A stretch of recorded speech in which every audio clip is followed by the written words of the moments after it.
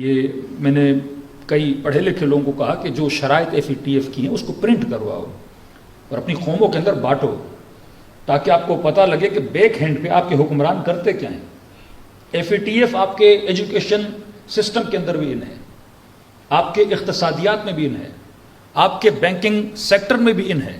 وہ باقاعدہ آپ کو لینتھ اینڈ لائن دیتے ہیں کہ بھائی آپ جو ایجوکیشن سسٹم بناتے ہو، بچوں کو جو پڑھاتے ہو، وہ پڑھانا بھی کیا ہے وہ آپ کو بتاتے ہیں۔ میں ایران کی چھوٹی سی آپ کو مثال دے رہا ہوں۔ ایران کا ایک شہید ہے، اس کا نام ہے شہید فہمیدہ، 14 سال کا بچہ۔ ایران کا ایک کرنسی نوٹ آتا ہے، ہر قوم اپنے ہیروز کے فوٹو اپنی کرنسی پہ لگاتی ہے۔ جیسے پاکستان میں شہید بھٹی ہیں، مختلف شہداء ہیں، آپ ان کے فوٹوز کہیں نہ کہیں دیکھتے ہوں گے۔ ان شہداء کو آئیڈیل بنایا جاتا ہے نسلوں کے لیے، فوج کے اندر فوجیوں کے لیے، کہ کوئی شہید تھا، کوئی پائلٹ تھا، کوئی فلاں تھا، تو کوئی بہادری کرتا ہے تو وہ آئیڈیلائز ہوتا ہے، تاکہ قومیں، تاکہ آنے والی نسلیں اسے کیا کریں، فالو کریں۔ تو ان کا بھی ایک شہید تھا، شہید فہمیدہ۔ عراق ایران کی وار، آخر میں اتنے حالات تنگ آ گئے کہ صدام کے پاس ٹینکس بہت تھے، کیونکہ رشین بیک تھا وہ، تو اس کے پاس ساز و سامان سارا رشیا کا تھا، تو وہ ٹینکیں لے کے ایران پہ جب اٹیک کر رہا تھا تو ایک سنگر تھا، اگر وہ لائن کراس ہو جاتی، وہ ٹینک آ جاتا تو پیچھے سارا ماحول جو ہے جنگ گویا ہاتھوں سے نکل جاتی۔ اب ان کے پاس اس ٹینک کو روکنے کے لیے کچھ بھی نہیں تھا، کیونکہ ٹینک کو آپ روکیں گے تو آپ کے پاس RPG ہونی چاہیے، مختلف چیز، وہ کچھ بھی اسلحہ ان کے پاس نہیں تھا۔ اب کیا کریں؟ تو یہ جو جوان تھا 14 سال کا، تو چھوٹے چھوٹے بم اس نے اپنے بدن پہ باندھے اور کسی کو سمجھ نہیں آتی کیا کرے، اس نے وہ بم باندھ کے ٹینک کے نیچے چلا گیا، جس میں وہ پھٹا اور اس کے بعد ٹینک تباہ ہوا۔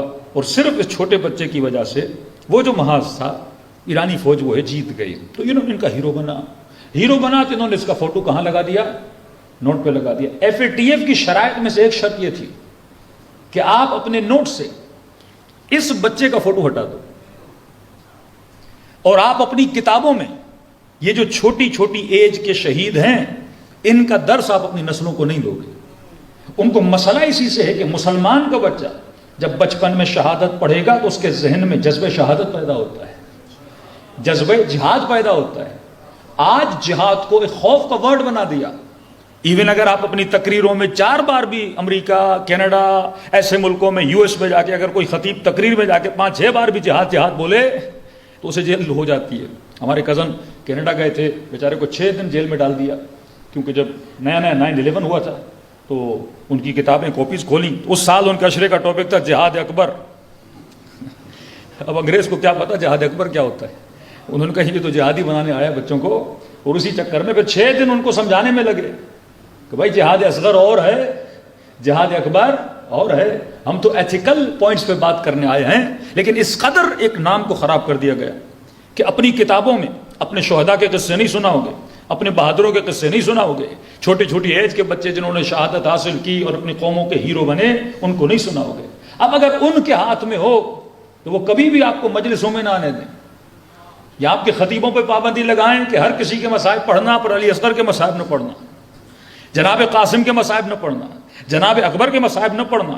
یہ مسلمان کو سمجھ نہیں آتا، شیعہ جو مصائب پڑھتے ہیں، مصائب صرف مصائب نہیں ہیں، اس کا گہرا اثر نسلوں پہ پڑتا ہے۔ اکبر کے مصائب جوانوں کو بہادر بناتے ہیں، علی اصغر کے مصائب ماؤں کو بہادر بناتے ہیں، قاسم کے مصائب نوجوانوں کو بہادر بناتے ہیں، جناب حبیب کے مصائب بوڑھوں کو بہادر بناتے ہیں، جناب زینب کی اسیری ماں اور بہنوں کو بہادر بناتی ہیں کہ یہ نہ دیکھنا وقت کا یزید کون ہے، زینبی کردار اپنا کے اس کے سامنے کھڑے ہو جانا۔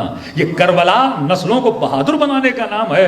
یہ شاید دنیا سمجھے ہم قصے اور کہانیاں سناتے ہیں، نہیں، ہم ایک نسل بناتے ہیں، اور اس کی دلیل یہ ہے آج جو نسلیں وقت کے یزید کے مقابلے میں کھڑی ہیں وہ شیعہ نسلیں ہیں یا شیعہ فکر والی نسلیں ہیں۔